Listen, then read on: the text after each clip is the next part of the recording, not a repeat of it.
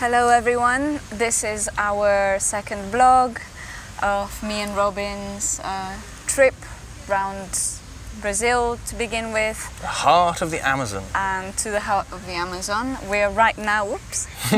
Ali threw her pencil away. Very smooth. I don't think it was on camera, that was very smooth. We're right now in the botanical gardens of Rio de Janeiro. It's been quite a crowded day, but very serene and peaceful. Not as sunny as I would have liked it to be. Yeah, it hasn't been sunny since the first day, which has been great for my sunburn. But I've been getting cold. Yeah, just really interesting. It's not what you imagine when you come to Rio. No. Like we're down on Copacabana Beach, which is obviously one of the most famous beaches in the world, and it just wasn't sunny, so there weren't very many people there. It was just really interesting how like the vibe of the whole city changes when it's sunny or not. But yeah, so what have we been up to, Al? Do you want to start? I want to start, yeah. Basically, we haven't been up to that much. And a big reason for that was because I was spent like the last 2 days editing the big intro video. So we did one a few days ago, the first vlog, which ended up being like twice as long as we wanted it to be. Don't worry, this one won't. This one's going to be super quick updates. And so I was editing all of that. Yeah. There wasn't very good Wi-Fi anywhere. No, so that was our it biggest was a bit of a hunt struggle. around. But what it did mean was yesterday, so we're just on the side of a district, a barrio in Rio called Santa Teresa. Yeah, it's like kind of up in the hills, sort of like a very middle class, up and coming neighborhood, very hipster, artistic, alternative sort of thing, which is, you know, it's the kind of place where you go to Wi-Fi cafes. Yeah, we were hunting Wi-Fi like classic hipsters. Actually, I've just been writing a little blog about it, so we'll put that on the website, so go check it out. Yeah. But one of the best things about it was there was a little community library there where they were doing where we got the Wi-Fi and we were working, and Ali was doing some Zoom calls and some XR organising. Do you want to tell them what you were helping organise? Well, I found out there was this proposal to organize like a global action to give visibility to the murdered activists in Colombia, which we talked about in the first vlog. So it was quite a coincidence, really. And I just jumped in that call. Yeah, and obviously I just sat there editing. But then where we were in this little library cafe thing was amazing. And actually there was a guy there who, after like us being there for 4 hours, having bought one cup of tea, was like, "Are you guys ever going to leave?" And then I started talking to him, and his name was Ciao, and he used to work as a lecturer up in near Chicago in the States. And Ali was overhearing him, and a couple Mexican guys came into who were anthropologists. And were having one of those amazing...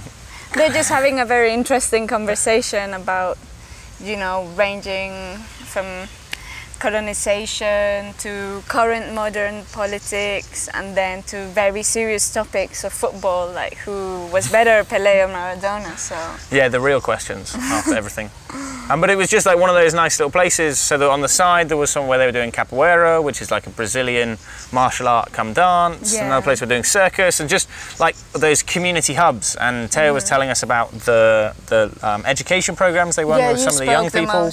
Yeah, and so they'd invite some of the kids from the schools in, and they'd ask the kids if there was a Brazilian author that they were like impassioned about or wanted to learn about, and then they would organise for that author to come and visit. And he said there was this author recently who's this big, powerful black woman who came from one of the favelas, and all these kids came to see her, and they were like, "What? She's just like my mum. She's like my auntie, and she's an author. She won a prize." Yeah. So just that chance to meet people from very different backgrounds, and a lot of it was about Teo's wife, who was involved in the political protests back in 2013 in Rio, and was a really big part of that. So it's a really exciting place, and like I said, I've written a little blog about it, so check it out. Just seems like everybody is a revolutionary in their house. Yeah, well, I think it's just one of those things, isn't there? There's like a much higher kind of awareness. Like you're just living on right in the face of things. Yeah, like we've even been wandering around, and there was a kid getting arrested down by the beach just for riding around on one of those kind of renter bikes. I assume maybe he borrowed it, but he was a black kid, and Teo was telling us about how his wife got really angry at a bus driver the other day because the kids here always jump on the back of the bus to get home. Yeah, like school kids. Yeah, that's what they do. But 5 or 6 kind of black kids jumped on the back of a bus, and the driver stopped and was having a go at them.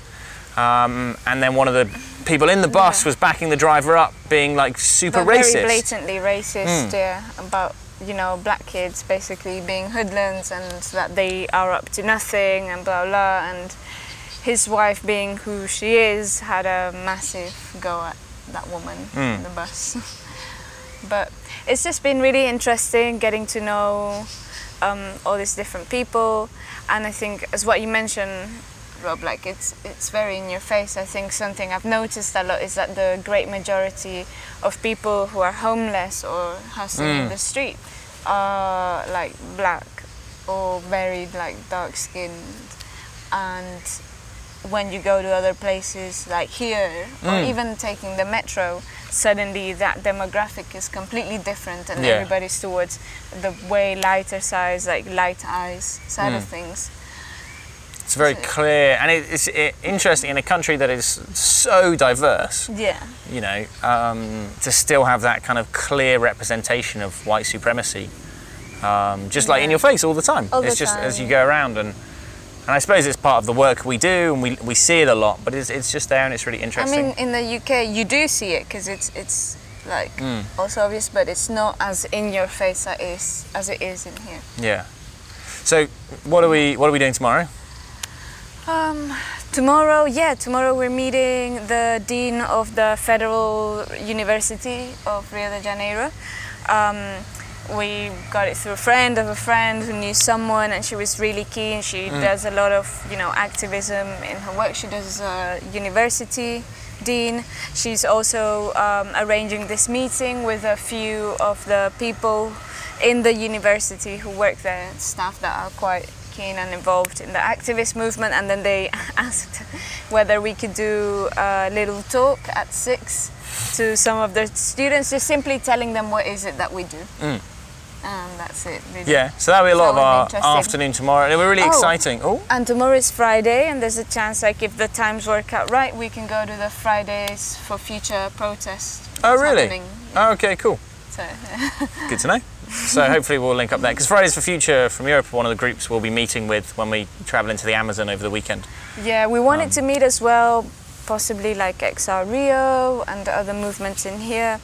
We got contacts for XR Rio, but it's just like, we are here for We're only here for a few days, but if there is anyone out there who's watching this video who is based in Rio or in Brazil or South America even, let us know. We're on your time zone, or we might even be a few streets away, and it would be great to meet up and just talk. It's not like we're experts about what we're doing, we're just learning here. We're just sitting and talking. Ali's obviously got loads of mosquito bites. No, so it's too, just scaring my finger. A weird like spot thing. But in talking to the Dean, I think one of the key things people don't realise about South America is like how vibrant the activism scene is in the universities. It's palpante. Yeah, palpante. Palpante.